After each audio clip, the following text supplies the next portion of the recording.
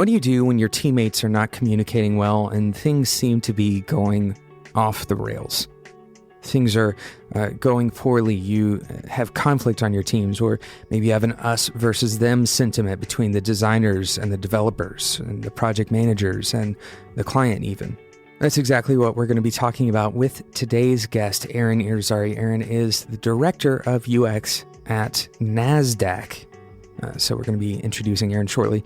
My name is Jonathan Cottrell. You are listening to Developer Tea. My goal on the show is to provide you with coaching, the inspiration, the insights, information, and generally the conversations with people like Aaron that will help you become the great developer that you want to be. I know you want to be a great developer because that's why you're listening to this show. And if you don't count yourself in that group, then you probably don't want to listen to this show. This is all about becoming better. This is not a show where you're only going to leave entertained. I want you to leave feeling challenged, but also optimistic. I want you to feel empowered to become a better developer and to deal with the kinds of problems that Aaron and I are going to be discussing. Of course, this interview was done in person at Squares, and this is the second interview that we're putting out from Squares, so you'll hear some background noise, but I had a fantastic time at Squares. Highly recommend that you check out Squares next year. I will most likely be there so we can talk, we can sit down and hang out, and I always love meeting those of you who are working in this industry. I'm going to get out of the way so we can talk to Aaron Irizarry.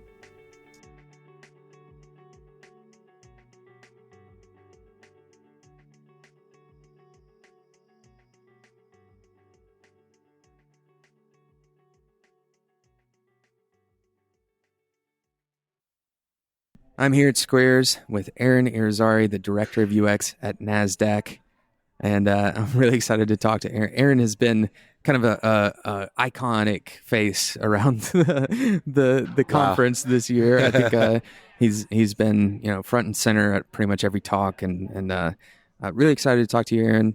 Yeah, thank you so much, man. Thanks for having me. Can you talk a little bit about the talk you gave here at Squares?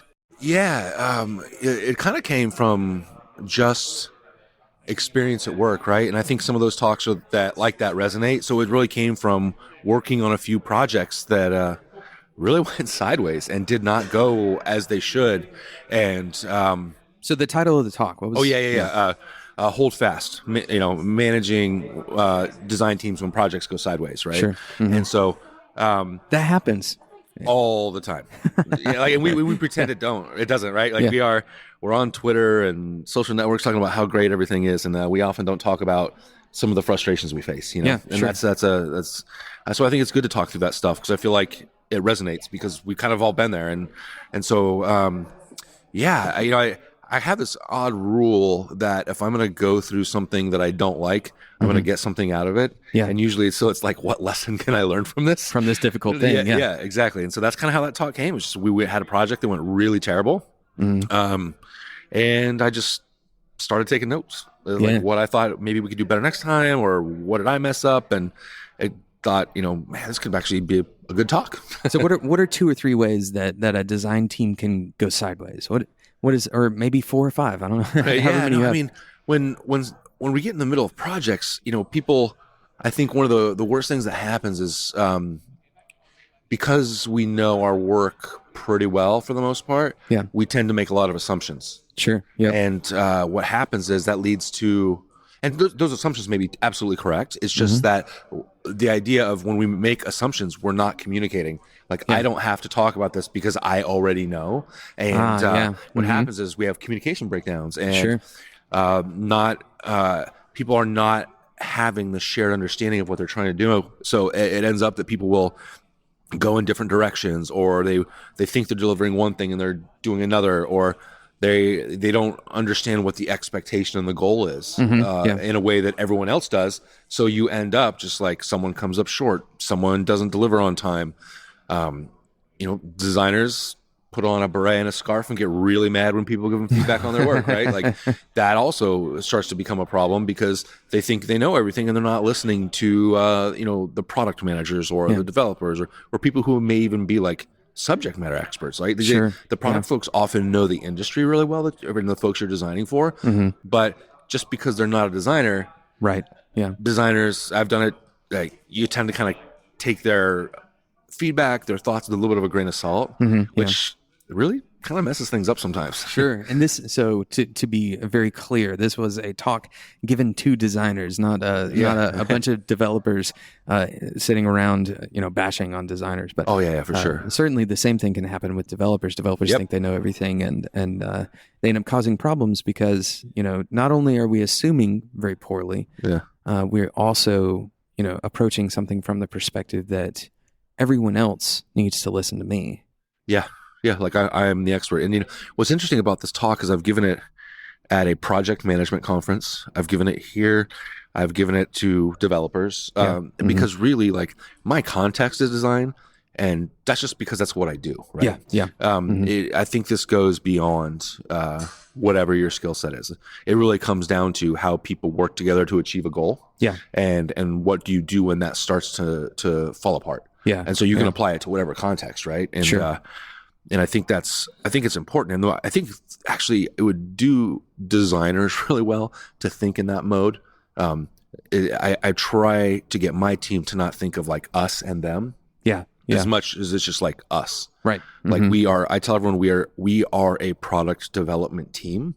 And yes, we have varying roles based on our skill set, but we are working together, and those skills need to augment one another to accomplish something. And so we definitely try to keep it away. I try as hard as I can to and I'm not always that great at it myself, but keep it, like it's not us and them. It's not designers over here and developers over there. We really try to kind of bridge that gap and realize that we're different sides of the same thing. You know what I mean? This is really, this is title tyranny. I'm going to use a good alliteration here.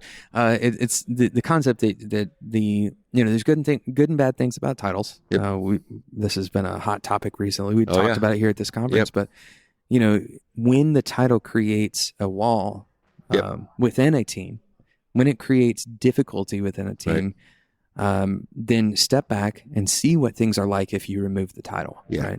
Well, at least give that a chance, right? Yeah, well, and in that, there was a lot of Twitter conversations about everyone's a designer and all these different things, and there was a lot of backlash. And my thought, I definitely don't think on its face that everyone is a designer. And I understand at its core, there is some value there where, at least what I'm thinking, what I'm hoping is that they're pushing for inclusion, right, in the process. Sure. My thought process is, though, that I don't have to change who I am, nor do you have to change who you are to be included in my process. Your skill set is different from me, and that's good, right? Because if not, we become an echo chamber, right? It's all of us saying the same things, and there's no diversity. The value of diversity is it provides different angles and lenses to the things you're trying to do. And so, that's where I think, I get saying everyone designer makes people feel included in the process, but I can still include them, and I can call them by their name. Right, or by their title or whatever. The title doesn't matter. And that really is the key phrase is inclusion and title are not coincidental. Right. And also, that discussion is also largely, I think, it was about the definition of design, which is a very common topic. As how many conference talks have you seen about the definition of design, what it is, what it isn't? The fact that we hear this all the time, right? And I'm not even going to make a comment on what I think it is, because it really isn't super valuable to pontificate for hours and on end. Exactly. That's my thought, man. It's why are we talking about this with each other? This conversation is most valuable probably within our organization and our teams. And that's where we talk about it most likely the least. Right. Except we open Twitter and argue with each other about what to call each other and what those roles need to be. But that's really weird to me, because we're trying to apply this label to everything, but yet we all work in different contexts. So that may not apply, right? You may. And honestly, most of the titles we have were given to us by the organizations we work for. For the longest time, I worked at a company doing UX, and I was the webmaster, web project manager. Right. That had nothing to do with the work I did, but that's how the organization classified what I did. And it's like, Yeah. cool, I don't care. You can call me whatever Exactly. you want. One, you pay me, and two, I'm still employed. We're fine. Right. You know, Right. like, Yeah. Yeah. it's not bad. And there's work on the table. And Yeah. so it's the classification problem, right? Yep. We have this fallacy believing that if we classify something, that somehow it becomes stronger, right? If we give it a structure, a mental structure that seems to make sense, because we have a hard time understanding a picture that we can't tell a story about, right? And so we create this mental map of where people are in the organization, and we have all these fights about whether parallel is better than hierarchical, and it doesn't really we're just trying to explain how we work, rather than create a structure to inform how we work, and it's much more difficult to explain something that's as organic as the average organization. Right? Yeah, I think I've always kind of thought, and I don't know if this is entirely accurate. It's just like what bounces around in my head sometimes is like when we don't understand something, we're not satisfied with that. Yeah, we're not okay and not fully understanding something, right? And so we have to define it. Yeah, and a lot of times we feel like if we define something, we're in control of it, which that makes sense. I mean, that's human nature. But I don't really need to control this. I just need to do it. I'm not as worried about that. So I understand how it happens. I know we can get caught up in that stuff. And I have in the past got caught up in labels and who does what. And sometimes labels are really effective because they help explain what you do. Like, thankfully, every time I go to Thanksgiving with my family and I have to try to fix somebody's computer and I have to tell them what I do, my label works for that. Right. And you know what? My family does not instantly hop on Twitter and start debating me about it. Yeah. They're just like, okay, cool. Because they care about the work. Yeah, right? They're like, okay, cool. Did you fix my computer? I'm like, no, because I don't do that. I'm a designer. You know? Like, it doesn't matter. Did you fulfill your role for the day? I don't know. Maybe. Totally. So I want to kind of hyper focus in on one word that you said that I think is so important. Is assumption, right? Yeah. This concept of assumption. And I'll lay out an idea and we can, pass this back and forth, but there is useful assumption and then there's harmful assumption, and drawing the line between the two is perhaps one of the hardest jobs that we have, because, when I say useful assumption, this is what I'm talking about. As we're talking here, we're using a shared language, right? Yep. We've never sat down and had an interview before. Right. But because we have this a shared cultural thing, because we have a common language and a protocol, if you want to call it that, we can communicate back and forth and come away with a reasonable expectation that we were sharing the same ideas. Right? Yep. And that reasonable expectation is really an assumption. It's a strong assumption because our language is defined outside of the two of us, but the reality is some of the words that I'm saying have slightly different meaning to you than they do to me. And so this happens in a organization, especially in a project. Yeah. When you say application, for example, or when you say even some of the words of technology, like some of the definitions of technology that you're going to use, JavaScript, that means a whole different thing to another person than it means to you. So I say all that to say, what are some of the ways that you would find to kind of disambiguate things that could be ambiguous? Yeah, I call it the Princess Bride theory. Like that thing you're saying, I don't think it means what you think it means, kind of thing, right? And so what I do is early on in a project, we set some principles, some ideas, how we want to approach things, and try to establish, a shared understanding. You can call it what you want, and I really don't care so long as we mean the same thing. And so we try to do that. So when we kick off a project, I'll say, we're going to do X, Y, Z. And as a team, to us, X, Y, Z means this. Right. And I say, does that make sense? And someone from the business side may challenge that assumption and say like, well, actually, it might work this way if we call it this better, because that's how I'm like, oh, cool. Then let's redefine that. Right. Yeah. And so it's really trying to, and we don't define every word we say to each other. Sure. But some of the core things we're trying to do, we try to put a little bit of definition around them, just so, because we know that it will, in the future of the project, more than likely it will prevent communication breakdown. It will prevent those hurdles that come from, like you're saying, like having a different understanding of the same thing. And that's where an assumption can go really bad, because if you both assume you know what you're talking about, but you aren't talking about the same thing, and you just keep going, you're going to get to a point where you're like, we are not on the same page. Yeah. And the further along you go on in a project where you are not on the same page, the more trouble you find yourself in, right? Yeah, It can go really bad. And I think it's like a design thing, right? Like you said, a positive assumption is, I think this is what the user wants to do. Right. So what do we validate that assumption either by using research or by doing some usability testing or getting it in front of some folks and seeing how they respond to it. And so that's applies inwardly to how we talk with one another, and just making sure that we know, like, I have a really good product manager I work with, and she does that really well. And she does it in a almost like a self-deprecating way. She's like, she always says, I know when it's coming, she'll be like, I may be dense here, but is this what that means? Yeah. I'm like, you're not dense. Stop. Yes, it means that. Or no, it doesn't. Here's what it is. And she's like, oh, cool.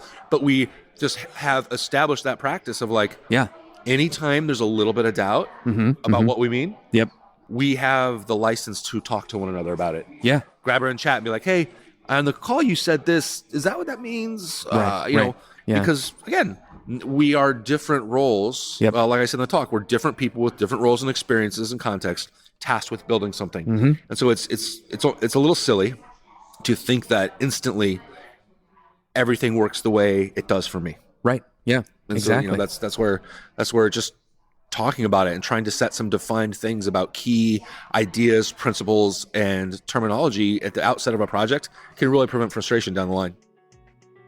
We're going to pick up on our conversation with Aaron about communication and setting expectations and different techniques that you can use when communicating with your team in just a few minutes. But first, I want to talk about today's fantastic sponsor, Dolby. Users want better audio. Users want good experience across the board, but a lot of times we forget about audio because it's easy to think that audio, really good audio, is left to the people who are doing audio products like Spotify. But it's not just for Spotify. It's also for those of you who are making, for example, iOS games. And you can get better audio by simply using a better codec. A lot of the time, you don't need to re-record your audio. The source files are usually pretty good. The codec you use can make a ton of difference in the quality of the audio, especially the quality that the user hears. Dolby provides a free online tool for developers to use for their applications. The result is clearer dialogue in your applications. It is multi-channel, so surround sound in your iOS applications. Go and check it out, spec.fm/Dolby iOS. You don't have anything to lose here. This is totally free for you as a developer to implement. spec.fm/Dolby iOS. Thank you again to Dolby for sponsoring today's episode of Developer Tea. If anybody has gone through relational therapy, like if you go to see a therapist, one of the things that a therapist may tell you to do, and this works extremely well outside of significant other relationship, is what they'll tell you to do is when someone is explaining to you, in that context it'd be what they feel, but in this context it's explaining what they think this module does, whatever, or what they think this particular project is intended to do. A useful operation for you as like the responding listening party is to repeat what they said in your own words, right? And so now you've explained to them that you've heard them, and you've given a translation, which means that you're now adding a secondary hopefully identical definition.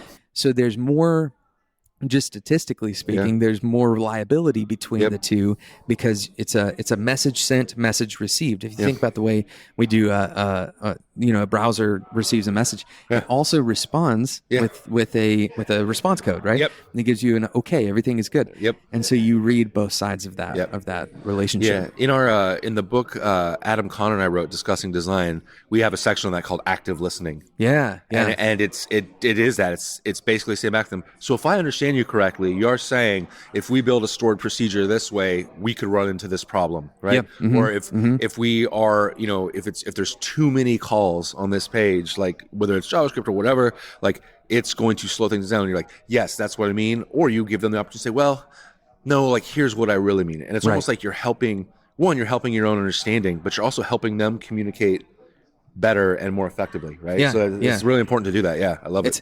My wife and I just went to Portland, Oh, yeah. and if I were to tell you we went to Portland, there are as a significant portion of the population that would think we went to Maine, and another portion that would think we went to Oregon. Yep. And so to actually disambiguate, you have to add more information, right?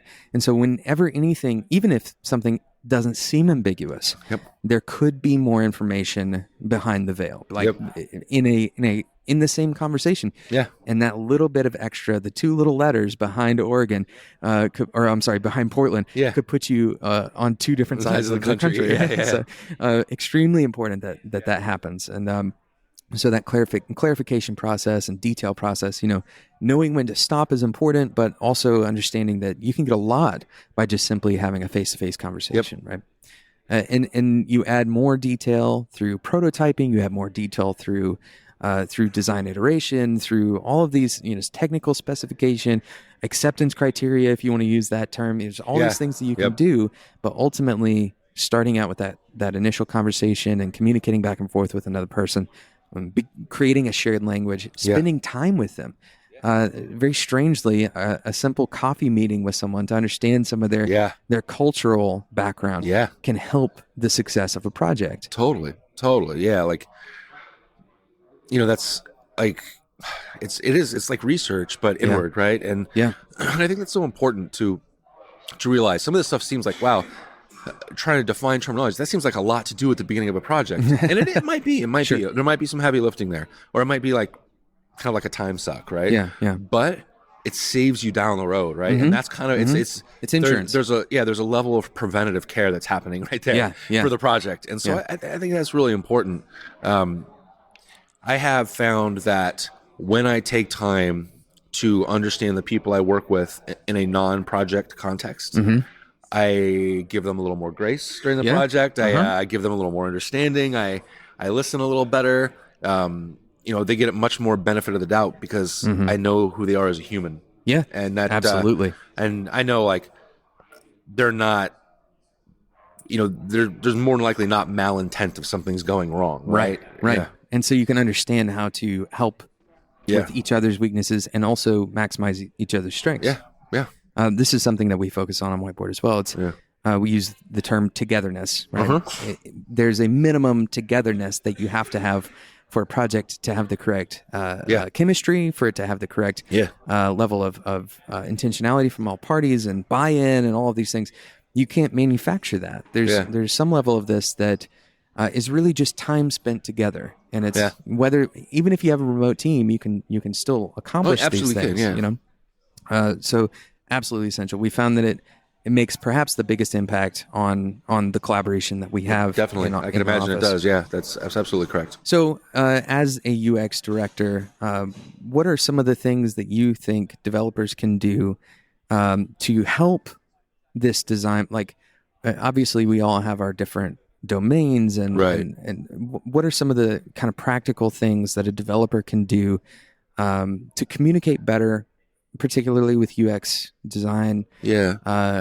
So that some of the assumption is cut, and we can get to the core of the meaning, the real value in a project. I think if I were to give it a one word thing, I would say participate. And I think what happens is, even whether we say we're agile or whatever our process is, I still think we remain slightly siloed.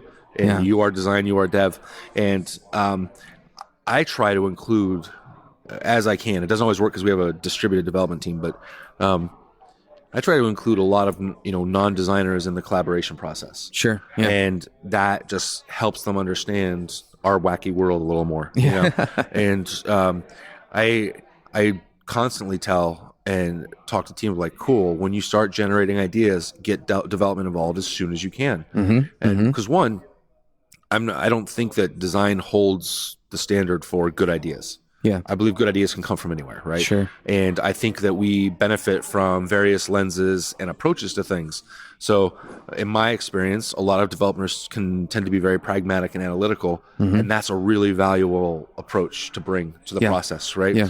I also think that when you just collaborate with someone, you build a shared ownership. And so that's why I would love to see and I'm jealous of folks who have onshore like in-house development sometimes, because I'm like, we could collaborate so much more. Yeah. But that would be it. Participate, be a part of the process. Just because you don't design doesn't mean you have to stay out of the process until it's time for you to build it. Right. Yeah. And I mean, again, the other side of that for me is designers, invite, right? Like welcome, get out there and invite, non-designers into your process to collaborate and be a part of that, especially developers, Yeah. And developers who are listening to this right now, if you're, as a team lead, I know some people in my past, I have created those silos. I've been responsible for the walls, or at least partially responsible. So, have your superior, whoever that would be, listen to this and have a conversation about this, breaking down the walls, because you may feel like you don't have the permission right now, and that's that can be a really tough spot to be in. Yeah. But for those of you who are managing teams, understand that breaking down those walls is a huge part of your job. Actually, creating the connections rather than creating the walls is going to yield much better product. Yeah, I do think it is human nature to, like we were talking about earlier, like define one another's roles because we try to understand each other better. But really, like that classification process, like we don't like. There's not two quarters. Right. A quarter has heads and tails. Yeah. Like I don't pay for something with the head side sometimes and the tail side other times, right? Like it's two sides of the same artifact. Yeah. And that's what design and development really are. And they should be a little more interwoven. Sure. And my idea, I mean, and I know that's probably sounds naive, but I'm old, so I've bought myself some license. You're allowed there. to do that, yeah. Yeah. So it's like I am an idealist, and to an extent that I would love to see that like integration where the design and development teams are interwoven a little more. Yeah, a little bit smoother in between, Yeah, like I don't have this ability now just because of the way we're structured at NASDAQ, which isn't a bad thing.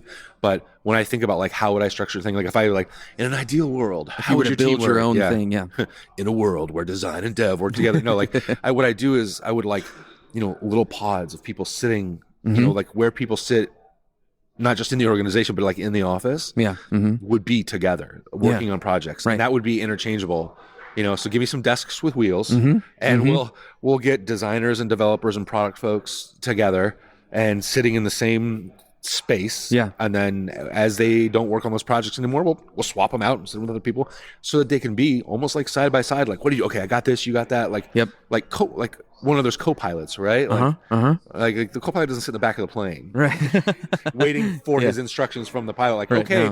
I took us off. You land us. But it doesn't work like that. No. So I would love to see that integration happen more. I'm anticipating my audience's response to what you're saying right now. There's two main responses to what you're saying. One is the people who've already done this, and they've experienced what it feels like to work on a multidisciplinary team, and they're all shaking their heads and they're wishing other people could experience, because it feels like magic almost when you get the chance. Yeah. But then there's the other group of people. The other group of people are the developers like I used to be, where I would like to close a door. I would like to put my headphones on. Yep. I'd like to turn the lights off, and I don't want you to ever knock on the door or interrupt me at all. Yeah.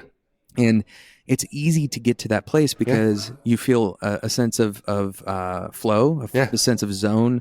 And there are times where that flow is important and where that isolation and focus is important. Absolutely. But on the flip side, if you're always isolated, then your work is going to show that isolation. Yeah. It's going to be exactly what we're talking about. It's going to lack any context. Yeah. Yeah. You will have to make assumptions. Yep. You will have to, have that cold interaction with people. You'll never get that personal interaction. Yeah. Well, I definitely think you can still have that, right? Like, if there's a little pod of like 3-4 desks together and someone needs that heads downtime, put on the headphones, throw a red sticky note on the top of your monitor, and go to town, right? And I know that when that comes down, I leave you alone till you get that done, unless there's something really pressing. But even then, it's like, I'm going to send you a message and wait to respond. I'm still not going to lean over and interrupt your process, right? Right. So I still think you can have that heads down time, and designers need that too. like thinking through a design and tackling it, or just banging out screens sometimes. It's like you need to get in that groove and make progress, and so that's okay. Or get up and go to another, if you have the opportunity, go sit in another part of the office for a little bit to get that momentum, and then when you feel like you've made some progress, then come back to your desk, and then they know you're available, right? Exactly. So it can work, and I understand that need, though. I definitely understand that need. Yeah, and I don't want people to think that we're saying throw that out, right? Right, exactly. Because there are benefits to that extreme focus and the extreme version of, not extreme programming. I'm not going to talk about that today, but that extreme version of focus. Yeah. But yeah, I think it's important to stay dynamic. It's important that we do break down those walls, and it's the only way to remove that assumption and to help to avoid going sideways in the first place. Yep. Right? Exactly. Totally. And when you see that happening, going sideways, one of the first things you can do is fix the things that you didn't do right in the first place. Yep. Right. Go ahead and walk through that clarification process. Yeah. Figure out, where are we? I was talking to another person, I can't remember who it was, recently. They were talking about walking up a mountain, and it's your job on this project to walk up the mountain. And one of the first things they do when they evaluate, when they're coming in to help someone with a project, a secondary person coming in to help the primary developer or something, the first thing they ask is where are you? Where are you on the mountain? Yeah. Did you just now start? Do you have blinders on? Are you like walking up a different mountain altogether? Right. Yeah. Are you stuck on the middle, or are you near the top? Are you potentially almost done and you just need that last little push? Yep. Understanding that positioning and really getting a clear picture of where things are in a project is incredibly important. Yeah. And one of the things too, when a project, if you think the project's starting to go sideways, a really great first step is to ask if it is. Yeah. Right? Like, and I know that sounds super basic. Wow, that's really good. But it's like, hey guys, I think this is going a little off track. Am I like wrong in this assumption, right? Yeah, like again, it's validating an assumption, and then you say, okay, cool, because you need everybody on board with the same and thing, and you're not, definitely not at that point. You're not like pointing fingers. We're saying like, something feels off. Am I correct? Yes, no. Obviously, no. Fine, we're good. Yes, cool.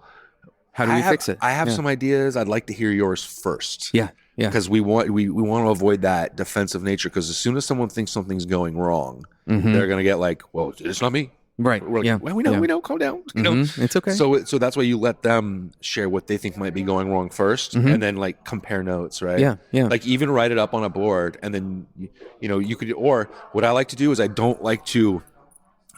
I love like divergent thinking where, if we're both going to try to figure out what's wrong, I write down what I think is wrong. You write down what you think is wrong. And then we share those ideas. Yeah. Because I don't want to be informed by if you put it up on the whiteboard. Right. Yeah. And then I instantly start, when it comes to my turn, my context is now in everything you've just written. Right. Yeah. And so that doesn't give me that, I have a different lens now. Yeah. I can't just absolutely dump it out there. So it's a very, very common psychological issue is conformity, right? If you were to take two surveys, and the first one, everybody sees the results as they come in, and the second one, everybody doesn't, then typically you're going to have a lot more conformity, either to one spot on the survey or to one of two spots on the survey, right? That dissection. But that's good. Yeah. Great. This has been a fantastic interview. Man. We're running close on our time here, but I do want to ask you two questions. I ask everybody who comes on the show. The first question is, what do you wish more people would ask you about? It can be anything. Doesn't have to be related to this. Barbecue. I love to cook, so that's like my favorite thing. So. We had a great answer on the panel. It was coffee. Coffee. That was Wallace. Coffee, very simple. Yeah. Some people give answers like barbecue. Yeah. So have you been to here in Dallas? There's a place called Hard 8 Barbecue. I was actually going to try to go there for lunch today. You should go. Yeah, I've going to there. We try to make it every time we come, and unfortunately, we're not going to be able to go. It's like a praise hand emoji place, I heard. Yeah, it's incredible. Just your eyes will be bigger than your stomach unless you want to expand your stomach. Lots and lots of meat. Certainly not a good place for the vegan population, but. Very good. I'm sure there's enough cardboard for them to eat. They'll be fine. So barbecue. So if you see Aaron instead of walking up to him and asking him what it's like to work at NASDAQ, ask him about barbecue. Yeah, I'd much rather talk about barbecue than work any time of the day. Anytime. That's great. And the second question that I like to ask everyone who comes on the show, if you had 30 seconds to give every developer, regardless of their experience level, just a little bit of advice, what would you say? I think it's to that thing I said earlier about participate. Yeah. And then lead your participation by listening so that you can learn and participate more effectively. Yeah. And I would give that advice, doesn't matter what your skill set is, right? But I think that becomes really helpful in bridging our self-imposed divides between design and development and all of that, right? Listen and participate and be willing to be wrong. Yeah. We get that answer a lot actually on this show. Yeah, I don't like being wrong, but I like being wrong because then I learn something. Yeah. So I like being wrong, in hindsight. Yeah. I don't like it in the moment at all. But after the fact, when I learn something, it's good. So I think that's where listening and participating really come together. I think they have to be joined together. Yeah. Because if you're not willing to listen while you're participating, you're not going to participate as effectively as you could. Yeah, absolutely. Fantastic advice. Thank you so much, Aaron. Oh, man. Thank you for having me. It's great. Thank you again for listening to today's episode of Developer Tea. Thank you to Aaron Irizarry for joining me on today's episode and for discussing all of these critical things that are very often so difficult to solve and to talk about. Thank you again to Aaron. If you haven't checked out Dolby's offerings for iOS, I highly recommend you go and check it out, spec.fm/Dolby iOS. That's DOLBYIOS. I always want to hear more from the listeners of the show. I want to know more about who you are, what you're going through. You can always email me at developertea@gmail.com, but I also just launched a survey. It's just a simple Google form. It's totally anonymous, and I would greatly appreciate if you go and check it out. You can go directly to the survey by going to spec.fm/developer. That's spec.fm/developer. Thank you so much for listening. If you don't want to miss out on future episodes, open up your phone or your computer or whatever you're using to listen to today's episode and click subscribe. This is a function that all of your devices should have, and it helps you be notified whenever a new episode comes out. A little pro tip, you may want to go into the settings and reduce the number of episodes that you keep downloaded on a given basis. It's good that you automatically download episodes so that when you don't have good service, you aren't streaming using data. Typically, you can download it directly using Wi-Fi. But if you end up downloading and keeping every episode, then your phone runs out of space, and it makes it very slow and frustrating. So I recommend going and checking on those settings. That's a little pro tip for you podcast listeners today.